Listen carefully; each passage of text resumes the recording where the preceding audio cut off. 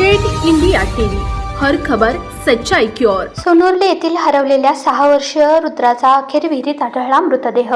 सोनोर्ले येथील 6 वर्षीय मुलगा रुद्रा संजय बोरेकार हा दिनांक 8 सप्टेंबर रोजी आई वडील शेतात कपाशी निंदायला गेले असता रुद्र संजय बोरेकार व त्याचा लहान भाऊ स्वराज हे दोघेही आई वडिलांबरोबर जवळ असलेल्या शेतामध्ये खेळत होते। नंतर त्यांनी दोन्ही मुले व आई वडील एकत्र येऊन जेवण केले।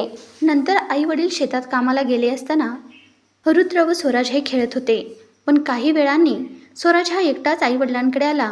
तेव्हा त्याला रुद्रबद्दल विचारले असता तो काही सांगत नसल्याने आई वडिलांनी शेतात इकडे तिकडे पाहणी केली असता रुद्र दिसत नसल्याने सायंकाळी 6:30 वाजता गावातील पोलीस पाटील व रुद्रचे वडील संजय बोरेकार यांनी वडकी पोलीस स्टेशनला मुलाला पळवून नेल्याची तक्रार दिली होती। तक्रार वडकी पोलीस स्टेशनला मिळताच तातडीने वडकी पोलीस स्टेशनचे ठाणेदार सुखदेव बोरकडे व बीट जमादार व इतर पोलीस सहकाऱ्यांनी घटनास्थळी पोहोचून मुलाचा शोध घेतला, पण तो तिथे दिसून आला नाही।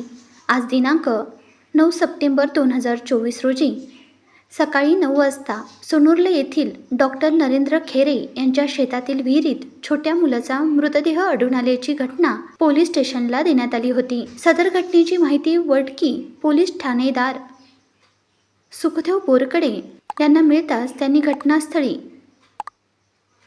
पोहोचून काल हरवलेल्या 6 वर्षीय रुद्रचा मृतदेह विहिरीत पाण्यात तरंगताना दिसला। सदर घटनेचा पंचनामा करून मृतदेह शवविच्छेदनाकरिता ग्रामीण रुग्णालय करंजी येथे पाठवण्यात आला। सदर घटनेचा तपास वडकी पोलीस करीत आहेत। या छोट्याशा 6 वर्षीय रुद्राचा विहिरीत आढळलेला मृतदेह यामुळे सोनोर्ली येथील परिसरात सर्वत्र हळहळ व्यक्त होत आहे। यवतमाळ जिल्हा प्रतिनिधी विनोद माहुरे।